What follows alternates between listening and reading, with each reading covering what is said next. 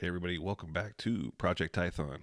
Today we're going to do another non-Star Wars related video because there's not a lot of Star Wars news out there right now. So we will pick that back up once things in the Star Wars universe picks back up. But in the meantime, I'm going to have another top 5 video. And this one is going to be the top 5 baseball card designs of all time. And when I say of all time, I'm saying we're going back to the pre-war era all the way up to probably about the mid-90s. After the mid-90s, I just never looked at a baseball card again, to be honest with you. I had other interests when I was in high school, needless to say, and baseball cards were not one of them. I remember my last baseball card deal or trade was probably my freshman year in high school. And that was a trade for my Ken Griffey Jr. Upper Deck rookie for a 1971, I think, Burt Blyleven rookie card and a 1970 Bob Gibson, I want to say. And that was it. That was the last trade I did. And I did nothing after that, and I didn't touch baseball cards for the longest time after that moment. But I honestly don't know what any baseball cards look like after the mid-90s. So this is for everything pre-95 or so. All right, so let's get into it. Let's get into my honorable mention first of all. And my honorable mention has to be, and I'm going to put the cards up here and over my shoulder. It's the Big League Chewing Gum pre-war baseball cards. And these were good looking cards, that's for sure. But this is back in the time before, obviously, they had a lot of photography going on back in baseball. And well, they did have photography, but not for cards. These were still pretty much artwork that was being created for Topps and Big League Chewing Gum and various other companies, tobacco companies, and they were just renditions done based on the baseball players themselves, obviously, but they weren't actual photographs. But anyway, this baseball card is a great looking baseball card. I think Babe Ruth was in the set, Lou Gehrig, so on and so on. And I would love to get my hands on an actual card. It doesn't have to be in great shape, but to get my hands on an authentic card that's not really been touched or trimmed or anything. Great looking cards. Again, even the most common card can fetch quite a bit of money. So this is, and I don't remember the exact year this came in off of. I want to say it was probably the late 30s. But the Big League Chewing Gum pre-war set is my honorable mention, a.k.a. my number 6. Okay, my number 5, best looking baseball card in my opinion, was the 83 Topps set. Now, 83 Topps set was known for quite a few stars in that set, notably rookie cards. Tony Gwynn is one of them. I think that's the sample I'm putting up here. Ryan Sandberg and Wade Boggs. Those are the big 3 that came out of that. Of course, it had Cal Ripken's second year card was in there, and of course anything that has Nolan Wright on it was always of value.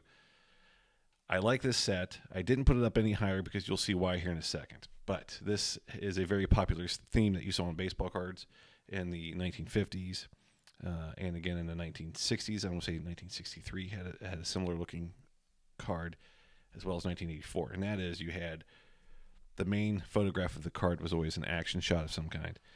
And then you always had the little portrait down in the corner. And this was a popular look, but I think this year, the 83 year, was the one that did it the best. It was both a simple looking design, but it also gave you those 2 features. So, and of course, like I said, there's some big stars in that year for rookies. So the 83 is my number 5 choice, 83 Topps. My number 4 choice is the 1991 Upper Deck design. The reason I chose 91, 89 and 90 were great, don't get me wrong, but I thought, to me at least, pulling up on my screen here to take a look at it, it's got Frank Thomas on it. I think this was the best overall design, even better than 89 and 90, in that the borders looked a little bit sharper, a little bit nicer design. It was simple design, but yet it had a little bit of elegance to it as well, and I thought they had it the best. Any Upper Deck card that was ever made had a top quality photograph, very sharp looking photos, very clear. It had a nice finish over the card. It had a nice card stock to it, and the backs were pristine. And I don't ever remember a miscut Upper Deck card.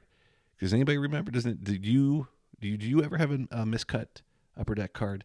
I never did. I think they were all always pristine. The only problem with Upper Deck is that they were expensive, especially when you rated them per card instead of per pack.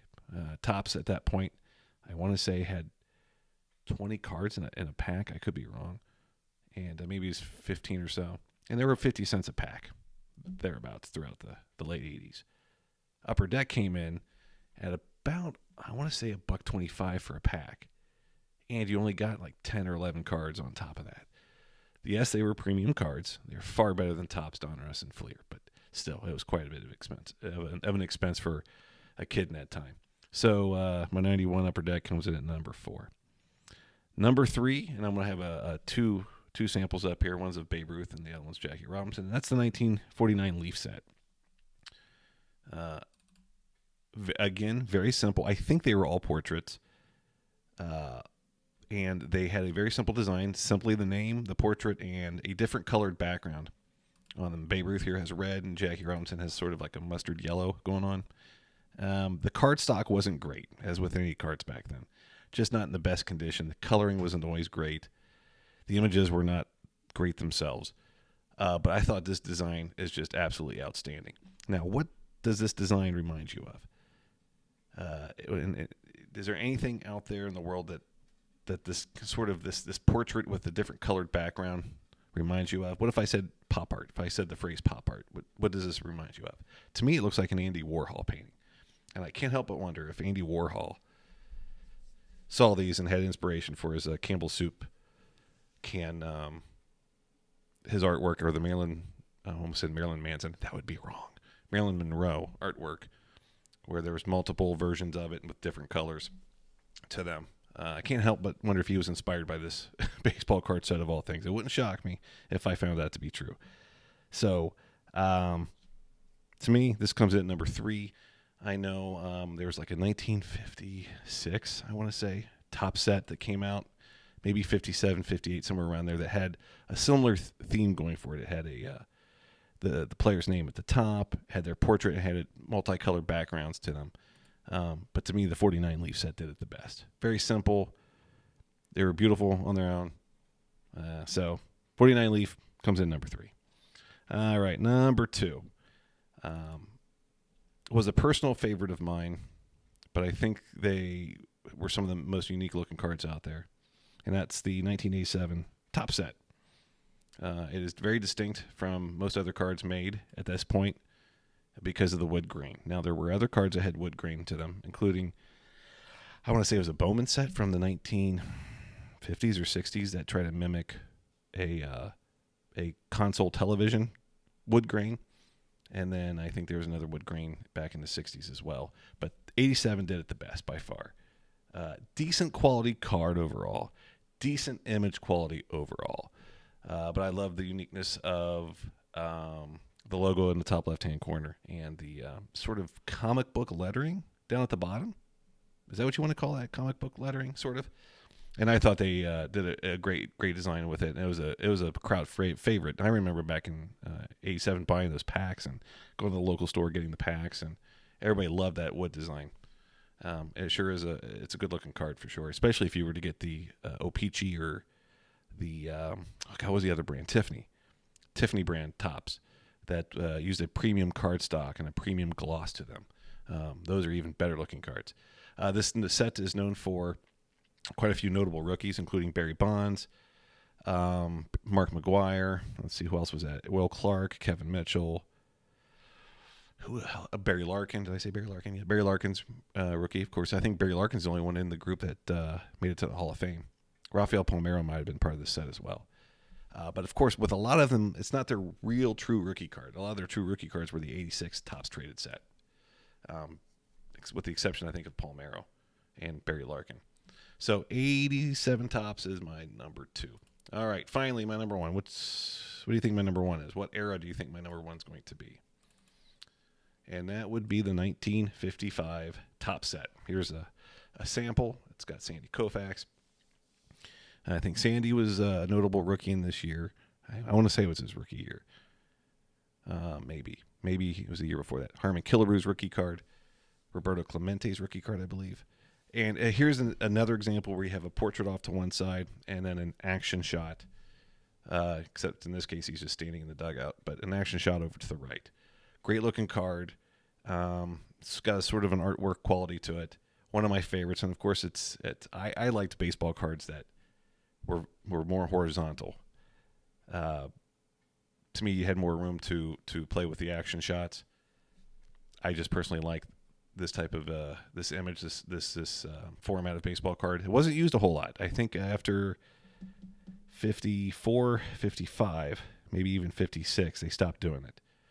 You didn't see too many that were on the side like this until I think Bowman tried to make a comeback under the Topps Corporation in the late 80s. Then you saw this again. But there you go. There's my number one, this 1955 Topps set. I like that over the other ones in the 50s. That's for sure. So those are my top 5 with my honorable mention. What's your favorite ones? Which designs spoke to you? Even if it's just more of a personal preference on your part, which set of cards did you like the most? Even if they're more modern ones, put the comments down below. Let me know what you liked, what you thought was good in my selection, which ones you didn't, which ones were stinkers, and let's get the conversation going. All right, as usual, thank you for stopping by and wasting your time watching my videos. I'll see you next time in the next video, everybody. Bye bye.